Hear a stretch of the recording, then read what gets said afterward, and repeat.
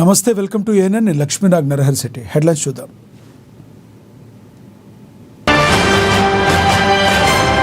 కరీంనగర్ బంద్కు పిలుపునిచ్చిన BRS, Gangula Kamalakar house arrest.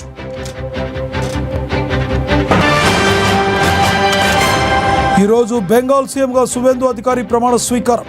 హాజరు కానున్న ప్రధాని మోడీ, అమిత్ షా, కేంద్ర మంత్రులు. తమిళనాడు రాజకీయాల్లో కొనసాగుతున్న అనిశ్చితి, విజయ్ పార్టీకి మద్దతుపై నెలకొన్న డైలమా. $120కు చేరిన క్రూడ్ ఆయిల్, భారత్లో పెరిగిపోతున్న పెట్రోల్ ధరలు.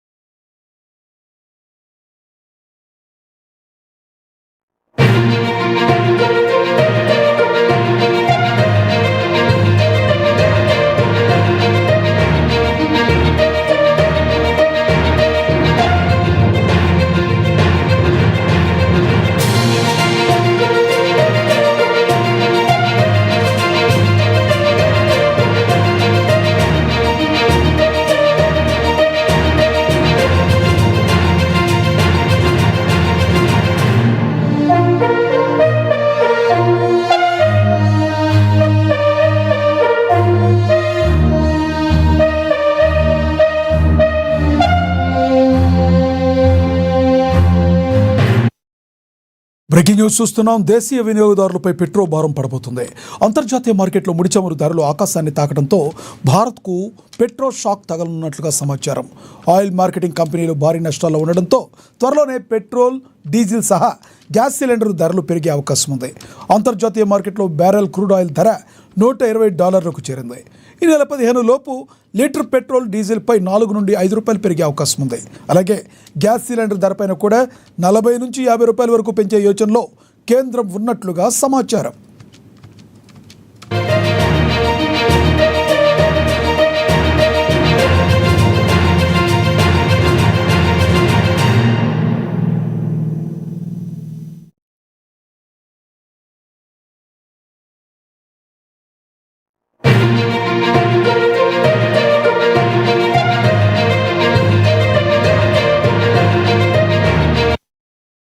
దేశీయ వినియోగదారులపై పెట్రోల్ భారం పడబోతుంది. అంతర్జాతీయ మార్కెట్లో ముడి చమురు ధరలు ఆకాశాన్ని తాకడంతో భారత్కు పెట్రోల్ షాక్ తగలనున్నట్లుగా సమాచారం. ఆయిల్ మార్కెటింగ్ కంపెనీలు భారీ నష్టాల్లో ఉండడంతో త్వరలోనే పెట్రోల్, డీజిల్ సహా గ్యాస్ సిలిండర్ ధరలు పెరిగే అవకాశం ఉంది. అంతర్జాతీయ మార్కెట్లో బ్యారెల్ క్రూడ్ ఆయిల్ ధర $120కు చేరింది.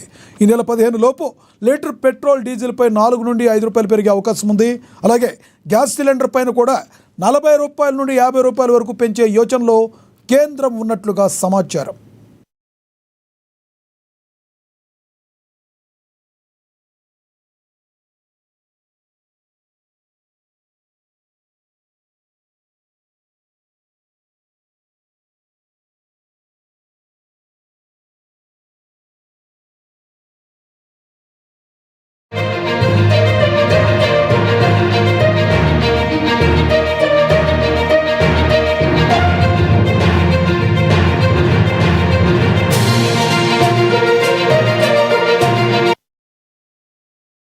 చూస్తున్నాం. పసిడి ప్రియులకు ఊరట లభించింది. గత కొన్ని రోజులుగా హెచ్చు తగులుకు లోనవుతున్న పసిడి ధరలు ప్రస్తుతం స్థిరంగా కొనసాగుతున్నాయి.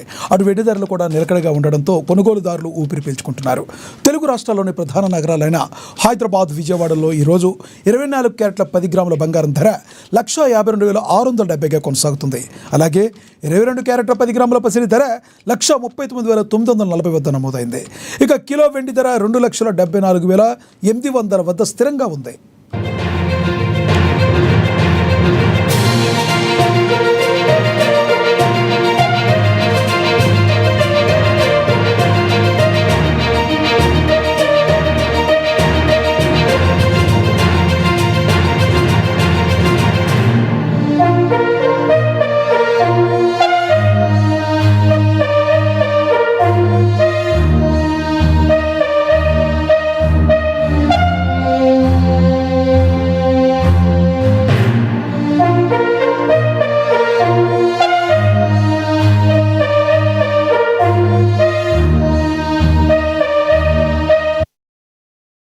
పసిడి ప్రియులకు ఊరట లభించింది. గత కొన్ని రోజులుగా హెచ్చుతగులుకు లోనవుతున్న పసిడి ధరలు ప్రస్తుతం స్థిరంగా కొనసాగుతున్నాయి.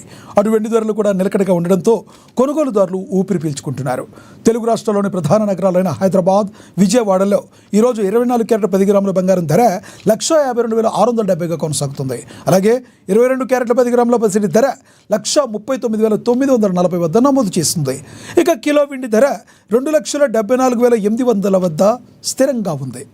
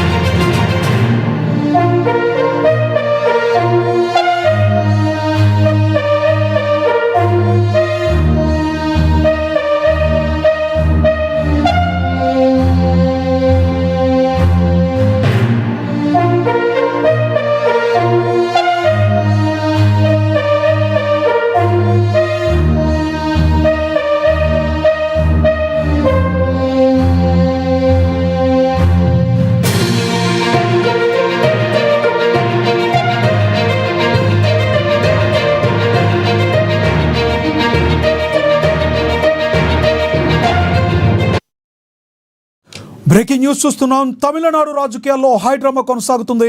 అధికారం ఎవరిని వరిస్తుందో అన్న ఉత్కంఠ అటు చెన్నై నుంచి ఇటు ఢిల్లీ వరకు ప్రకంపనలు సృష్టిస్తుంది. అసెంబ్లీ ఎన్నికల్లో సింగిల్ లార్జెస్ట్ పార్టీగా అవతరించిన విజయ్ నేతృత్వంలోని టీవీకే ఇప్పుడు ప్రభుత్వ ఏర్పాటుకు అవసరమైన మ్యాజిక్ ఫిగర్ కోసం ఆపసోపాలు పడుతుంది.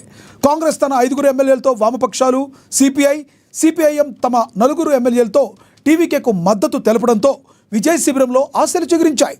అయితే టీవీకే 107, కాంగ్రెస్ 5, లెఫ్ట్ 4తో ప్రస్తుతం టీవీకే బలం 116కు చేరుకుంది. అయితే ప్రభుత్వ ఏర్పాటుకు కావాల్సిన మ్యాజిక్ ఫిగర్ 118గా ఉంది. అదే సమయంలో ఇండియన్ యూనియన్ ముస్లిం లీగ్ కీలక ప్రకటన చేస్తుంది. తాము టీవీకేకు మద్దతు ఇవ్వడం లేదని స్పష్టం చేయడంతో ఆ ఒక్క ఎమ్మెల్యే మద్దతు టీవీకేకు దూరమైపోయింది. ఇప్పుడు అందరి కళ్ళు తిరుమాళ్లవరం నేతృత్వంలోని వీసీకే పైనే ఉన్నాయి. టీవీకేతో పొత్తు మద్దతుపై వీసీకే నేడు అధికారిక ప్రకటన చేయనుంది. ఒకవేళ వీసీకే గనుక 2 ఎమ్మెల్యేల మద్దతు లేఖను టీవీకేకు అందిస్తే విజయ్ శిబిరం బలంగా సరిగ్గా 118కు చేరుకుంటుంది. అదే జరిగితే ప్రభుత్వ ఏర్పాటుకు టీవీకేను ఆహ్వానించేందుకు గవర్నర్ సిద్ధంగా ఉన్నట్లుగా తెలుస్తుంది. ఇదే విషయానికి సంబంధించి మరింత సమాచారాన్ని మా ప్రతినిధి అనిల్ అందిస్తారు ఫోన్ ద్వారా. అనిల్, చెప్పండి, రోజు రోజుకు గంటకు నిమిషానికి మారిపోతుంది. ఇదిగో ప్రమాణ స్వీకారం, అదిగో ప్రమాణ స్వీకారం అంటున్నారు. సరిగ్గా సమయానికి మళ్ళీ బ్యాక్ వెళ్ళిపోతున్న పరిస్థితి. ఎలా చూడాలి తమిళ రాజకీయాలని? రైట్ లక్ష్మీనాథ్, తమిళనాడు రాజకీయాలు ఒక సస్పెన్స్ థ్రిల్లర్ మూవీ కంటే ట్విస్టులు ఎక్కువ అనిపిస్తున్నాయి ఇక్కడ ఉత్కంఠ చూసుకుంటా ఉంటే. ఏదైతే మీరు అన్నట్టుగా ఇదిగో ప్రమాణ స్వీకారం, అదిగో గవర్నర్ దగ్గర లేక అంటూ ఇదిగో పులి అదిగో తోక అన్నట్టుగా వార్తలు వస్తున్నాయి. ఈ 2 రోజుల్లోనే విజయ్, టీవీకే అధినేత విజయ్ ఈ 2 రోజులలో 3 సార్లు గవర్నర్ కలిసినప్పటికీ కూడా ఆయన ప్రమాణ స్వీకారానికి నిరాకరించారు గవర్నర్. ఏదైతే అసెంబ్లీ ఎన్నికల ఫలితాలు ఉన్నాయో అది హంగికి దారి తీయడంతో ప్రభుత్వ ఏర్పాటుపై ఉత్కంఠ అయితే కొనసాగుతుంది తమిళనాడులో. నటుడు టీవీకే పార్టీ చీఫ్ విజయ్ 108 స్థానాలు సాధించుకున్నాడు. అతిపెద్ద పార్టీగా కూడా అక్కడ అవతరించింది. కానీ మెజార్టీ మార్క్ అనేది ఏదైతే ఉందో 118 మ్యాజిక్ ఫిగర్, దానికి 10 సీట్లు తక్కువ పడడంతో ఈ ఏదైతే ఈ సస్పెన్స్ థ్రిల్లర్ అనేది అక్కడ కొనసాగుతా ఉంది. ఏదైతే అక్కడ ప్రస్తుత రాజకీయ పరిణామాలు చూసుకుంటే టీవీకే బలం 108 స్థానాలు ఉన్నాయి. అంటే విజయ్ 2 స్థానాల నుంచి గెలిచాడు. ఏదైతే అటు పెరంబూరు, అదేవిధంగా తిరుచి. ఇప్పటికే ఆయన తిరుచి నుండి రాజీనామా చేసి అటు పెరంబూరు నుండి కొనసాగుతూ అన్నాడు. కాబట్టి ఇప్పుడు ఈ 108 స్థానాల్లో వాడి సంఖ్యా బలం ఒకటి రాజీనామా చేస్తుంది కాబట్టి 107కు సంఖ్య బలం అనేది వచ్చింది. అయితే ఇప్పుడు ఇక్కడ మద్దతు ఇస్తున్న పార్టీలు ఏమున్నాయి అంటే కాంగ్రెస్ పార్టీ, డిఎంకేతో పొత్తున్నటువంటి కాంగ్రెస్ పార్టీ 5 సీట్లు సాధించింది. అది ఇక్కడ ప్రభుత్వం ఏర్పాటు చేయడానికి టీవీకి మద్దతు ఇచ్చింది. దాని తర్వాత వామపక్షాలు అటు సిపిఐఎం 2 ఇరు పార్టీలు కూడా 2 అంటే వామపక్ష మొత్తం కలిపి 4 మద్దతు ఇచ్చినాయి. అయితే అనిల్, ఇక్కడే ఏదైతే అనిల్ ఏదైతే రాజకీయాలన్నీ ఎలా ఉంటాయో ఈసారి విజయ్కి బోధపడింది అనుకోవాలా. ఎందుకంటే కొత్తగా వచ్చాడు ఆయన. కష్టపడటం అంటే అసలు విజయం చేకూర్చడంలో ఇంత కష్టపడలేదు, కానీ ఈ 4 రోజులు రాజకీయాలు చూసిన తర్వాత విజయ్కి రాజకీయాలంటే ఎలా ఉంటాయా అని తెలిసిందంటారా? ఖచ్చితంగా లక్ష్మీ, ఏదైతే విజయ్ ఆయన పార్టీ పెట్టినటువంటి 2 సంవత్సరాలు ఏతున్నాయో ఆ 2 సంవత్సరాలు ఒక ఎత్తు, ఈ 4 రోజులు ఒక ఎత్తు అని చెప్పుకోవాలి. అందుకే ఇక్కడ తమిళనాడు ఉన్నటువంటి పెద్ద పెద్ద వాళ్ళు కూడా, ఎగ్జాంపుల్ రజనీకాంత్ కూడా నేను రాజకీయాలకు వస్తున్నా అని చెప్పేసి బహిరంగంగా చెప్పి, నాకు ఈ రాజకీయాలు అంటే పడవు, నాతో కాదు అని చెప్పేసి ఆయన వెనక్కి వెళ్ళిపోవడం జరిగింది. అంటే అర్థం చేసుకోండి తమిళనాడు రాజకీయాలు ఏ విధంగా ఉంటాయో. దేశ రాజకీయాలు ఒక తరహాలో ఉంటాయి, తమిళనాడు రాజకీయాలు ఒక తరహాలో ఉంటాయి. అయితే ఈయనకు విజయ్కి అదృష్టం కలిసి వచ్చింది కాబట్టి తనకి రాజకీయాలు పైన అంటే అంతగా ఎక్కువ ఏదైతే ఇక్కడ తెలుగు రాష్ట్రాల్లో ఆంధ్రప్రదేశ్ లో పవన్ కళ్యాణ్ ని అదే తరహాలో అనడం జరిగింది. కానీ పవన్ కళ్యాణ్ చిన్న దెబ్బలు రాజకీయాలు ఇక్కడ విజయ్ అయితే ఇక్కడ చూడలేదు. కేవలం ఆయన పెట్టినటువంటి 2 సంవత్సరాల్లోనే ఆయనకు పార్టీని ప్రజలు గెలిపించారు. అది కేవలం డిఎంకే, అన్నా డిఎంకే పైన వ్యతిరేక ఓటు మాత్రమే ఆయనకు వచ్చింది. సో రాజకీయాలు అదేవిధంగా రాజకీయాలు ఎలా ఉంటాయో ఈ 4 రోజుల్లోనే చూడడం జరిగింది. సో ఇప్పటికే చాలా ఇబ్బందులు పడుతున్నాడు ఈ అంటే తన సహచరులతోని ఇలా రాజకీయాలు ఉంటాయా, ఇలా తట్టుకోవడం చాలా కష్టం అన్నట్టు కూడా విజయ్ తన అనుచరులతో మాట్లాడినట్టు కూడా మనకైతే వార్తలు అయితే వస్తా ఉన్నాయి లక్ష్మీనాథ్. అయితే అనిల్, ప్రధానంగా ఒకవేళ పార్టీ ఏర్పాటు చేసినప్పటికీ కూడా ఎవరి మీద ఆధారపడి ఉంటుంది? కంప్లీట్గా 5 ఏళ్ల పాటు సాగే అవకాశం ఉందంటారా? మధ్యలో ఎప్పుడైనా ఏదైనా జరిగే అవకాశాలు ఎక్కువ ఉన్నాయా? ఖచ్చితంగా లక్ష్మీనాథ్, ఒకవేళ ఇప్పుడు ప్రభుత్వాన్ని ఏర్పాటు చేసినప్పటికీ కూడా విజయ్ ఈ 5 సంవత్సరాలు ఏవైతే ఉంటాయో ఆయన ప్రభుత్వం ఏర్పాటు చేసినటువంటి 5 సంవత్సరాలు కూడా ఆయన పాలన ఏ ఒక్కరిని కూడా విమర్శించడానికి లేదు. అక్కడ డిఎంకేని విమర్శించడానికి లేదు, అదేవిధంగా కాంగ్రెస్ పార్టీని విమర్శించడానికి లేదు, అన్న డిఎంకే పార్టీని కూడా విమర్శించడానికి లేదు. ఒకవేళ ఏ పార్టీని విమర్శించినా కూడా ఆయనకు ఎవరు మేకులా తయారవుతారు అన్నటువంటి టెన్షన్ అయితే ఇప్పటికే పట్టుకుంది. ఎందుకంటే డిఎంకే, స్టాలిన్ వామపక్షాలు, ఇప్పుడు కాంగ్రెస్ పార్టీ కానివ్వండి, సిపిఐ వామపక్షాన్ని కూడా డిఎంకే తో ఉన్నటువంటి పార్టీలే, పొత్తున్న పార్టీలే.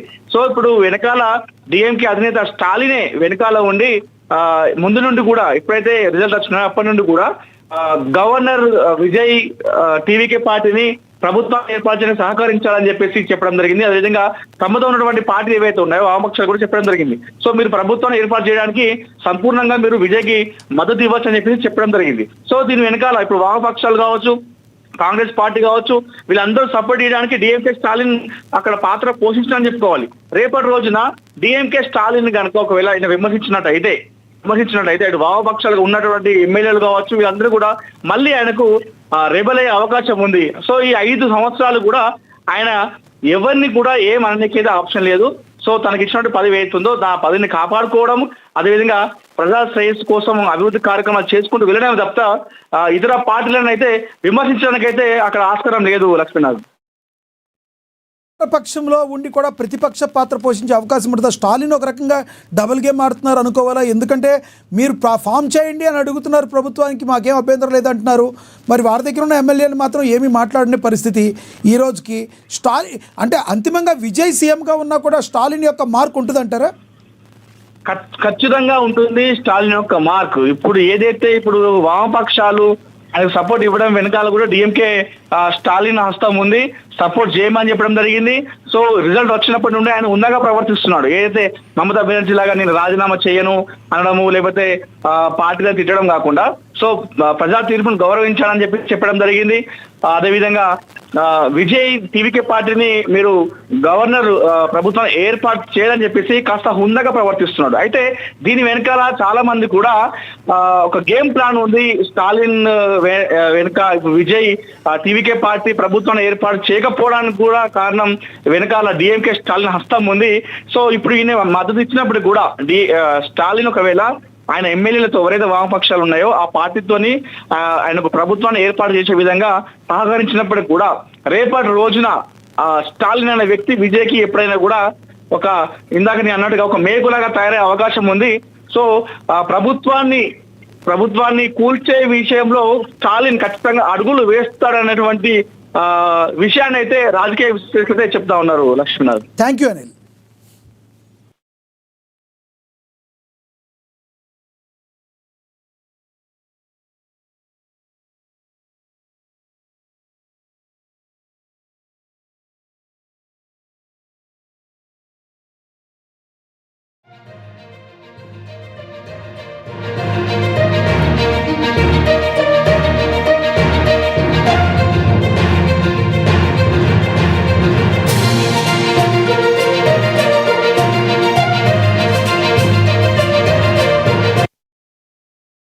బులెటిన్లో మరో బ్రేకింగ్ న్యూస్ చూస్తున్నాం. కరీంనగర్ మాజీ మంత్రి గంగుల కమలాకర్ నివాస్ వద్ద తీవ్ర ఉద్రిక్తత నెలకొంది. బంధు పిలుపు నేపథ్యంలో పోలీసులు ఆయన్ను తొలుత హౌస్ అరెస్ట్ చేశారు. ఇంటి నుంచి బయటకు వెళ్లేందుకు గంగుల ప్రయత్నించగా పోలీసులు అడ్డుకోవడంతో తోపులాట జరిగింది. ఈ క్రమంలో భారీగా చేరుకున్న బీఆర్ఎస్ కార్యకర్తలు పోలీసులకు వ్యతిరేకంగా పెద్ద ఎత్తున నినాదాలు చేశారు. ఉద్రిక్తత పరిస్థితుల మధ్య పోలీసులు గంగుల కమలాకర్ను అరెస్టు చేసి పోలీస్ స్టేషన్కు తరలించారు. ఈ ఘటనతో స్థానికంగా భారీ భద్రత ఏర్పాటు చేశారు.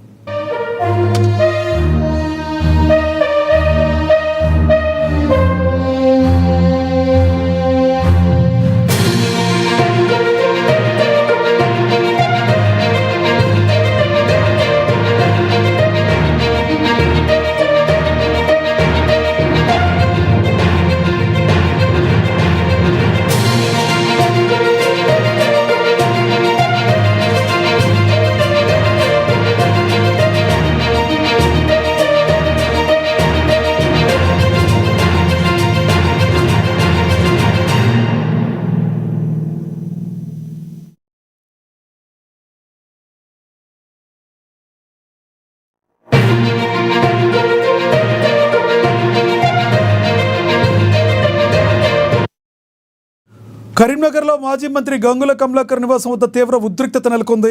బంధు పిలుపు నేపథ్యంలో పోలీసులు ఆయన తొలుత హౌస్ అరెస్ట్ చేశారు. ఇంటి నుంచి బయటకు వెళ్లేందుకు గంగుల ప్రయత్నించగా పోలీసులు అడ్డుకోవడంతో తోపులాట జరిగింది. ఈ క్రమంలో భారీగా చేరుకున్న బీఆర్ఎస్ కార్యకర్తలు పోలీసులకు వ్యతిరేకంగా పెద్ద ఎత్తున నినాదాలు చేశారు. ఉద్రిక్తత పరిస్థితుల మధ్య పోలీసులు గంగుల కమలాకర్ను అరెస్టు చేసి పోలీస్ స్టేషన్కు తరలించారు. ఈ ఘటనతో స్థానికంగా భారీ భద్రత ఏర్పాటు చేశారు.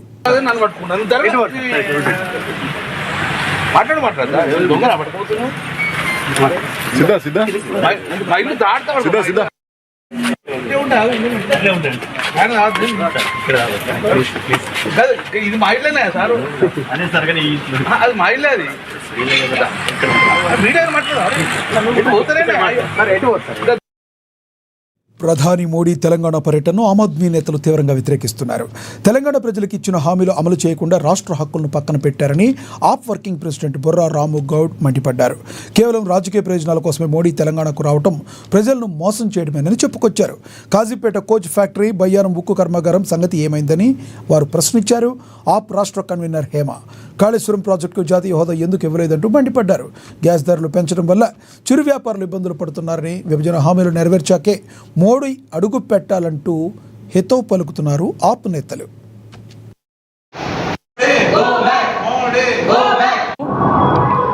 10వ తారీఖు మోడీ గారు తెలంగాణ సందర్శించడానికి వస్తున్నారు.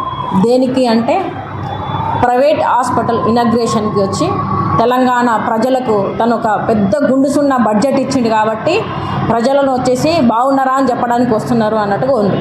కొంచెమైనా సిగ్గుండాలి ఈ బీజేపీ ప్రభుత్వానికి. ఎంపీలు 8 మంది పెట్టుకొని మన ట్యాక్స్లను తెలంగాణకు కూడా తీసుకురాలేని స్థాయిలో ఉన్నారు ఈ ఎంపీలు. సో తెలంగాణకు మనం కట్టిన ట్యాక్స్లను కూడా తీసుకురాలేనప్పుడు మరి మోడీ గారు ఎందుకు వస్తున్నారు ఇక్కడికి? దేనికోసం వస్తున్నారు? సో అదొకటి ఆలోచించాలి.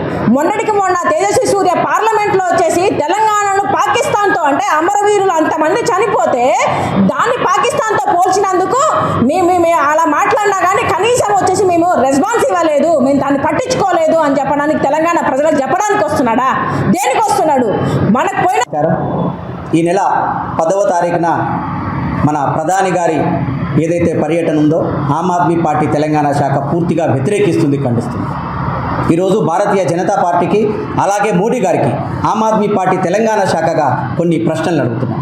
అయ్యా మోడీ గారు, మీరు ఈ తెలంగాణకి ఎందుకు వస్తున్నారు అనే క్వశ్చన్స్ తోటి, అంటే ఈరోజు బయ్యారం ఉక్కు పరిశ్రమను ఏర్పాటు చేసి వేలాది మంది యువతకి ఉద్యోగాలు ఇస్తున్నందుక, ఈ పర్యటన?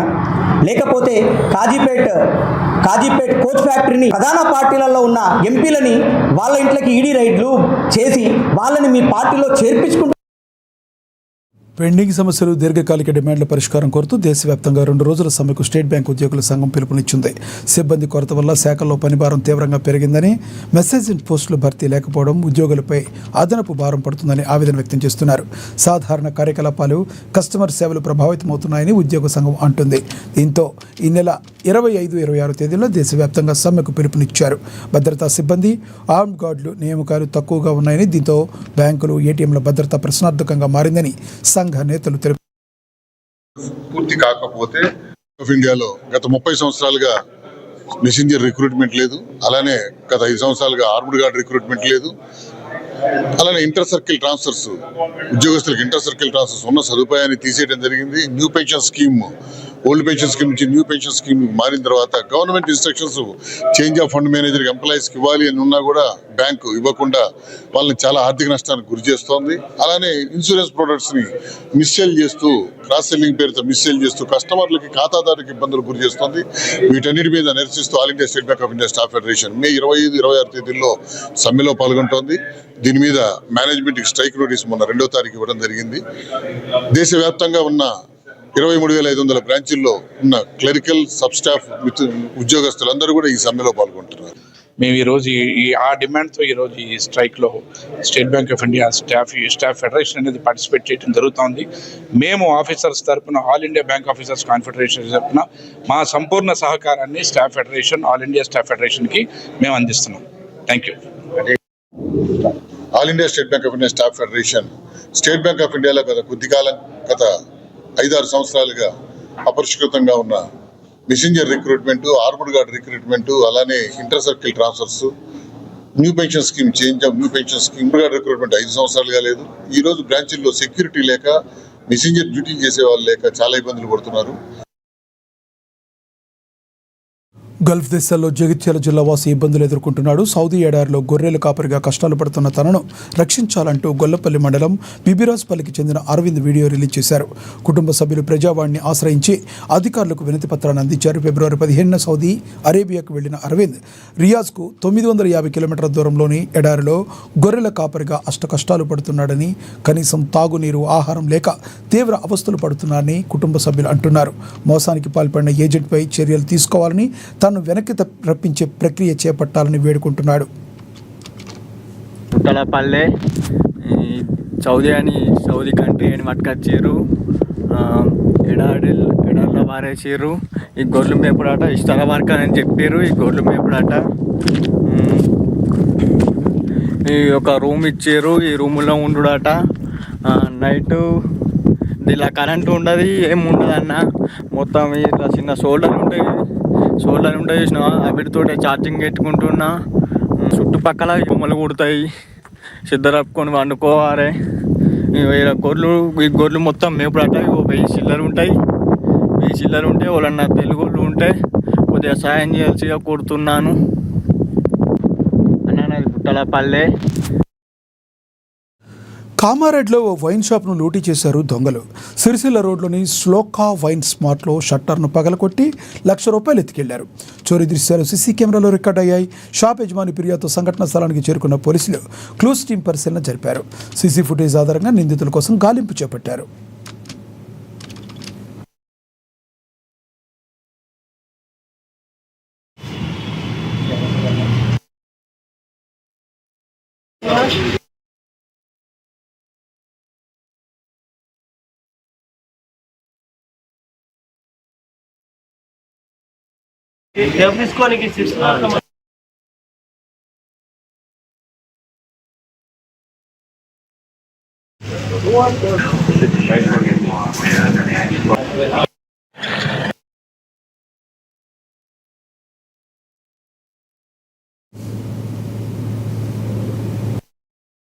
State union